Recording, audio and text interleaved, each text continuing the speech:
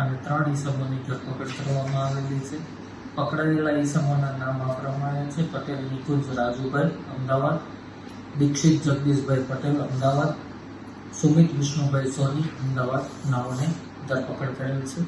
ગુનાની હકીકત એવી છે કે આ 3 ઈસમો અને અન્ય ઈસમો સાથે મળી અને 2 ઓફિસીસ અમદાવાદમાં શરૂ કરેલી હતી, જે આશ્રમ રોડ અને સીપીએમ ખાતે હતી.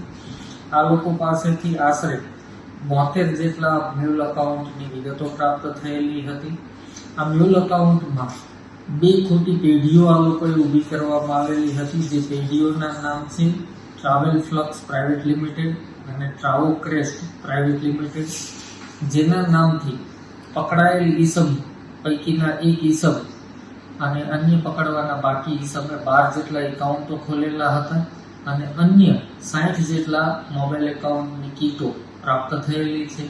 આ 12 એકાઉન્ટો ઉપરની ફરિયાદોની તપાસ કરતા 18 જેટલા રાજ્યોમાં 2.86 કરોડના 54 જેટલા ગુનાઓને આ ટોળકીએ સાયબર ક્રાઇમમાં અંજામ આપેલું હતું.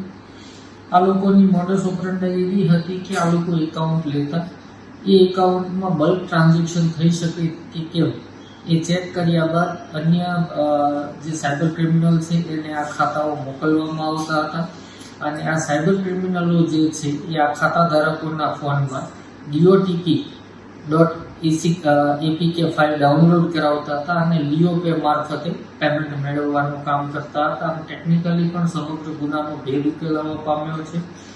આ આરોપીઓના મુખ્ય ગુનાઓની વાત કરીએ તો બિહારના એક જ ગુનામાં 93 લાખની રકમ મેળવેલી છે, કર્ણાટકના ઇન્વેસ્ટમેન્ટ ફ્રોડમાં 70 લાખ અને મહારાષ્ટ્રમાં એક ડિજિટલ અરેસ્ટનો બનાવ બન્યો હતો, જેના 38 લાખ રૂપિયા લોકોએ મેળવેલ છે, જેમાં પકડાયેલ આરોપી દીક્ષિત પટેલ એ ડિજિટલ અરેસ્ટના ગુનાઓમાં પેમેન્ટ માટેનો માસ્ટરમાઇન્ડ માની શકાય.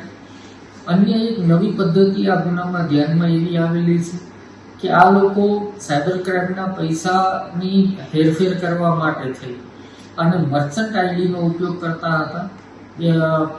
પેટીએમ જેવી જે કંપની હોય છે, જે પેમેન્ટ ગેટવે હોય છે, એ લોકો નાના વેપારીઓને મર્ચન્ટ આઈડી પ્રોવાઈડ કરતા હોય છે.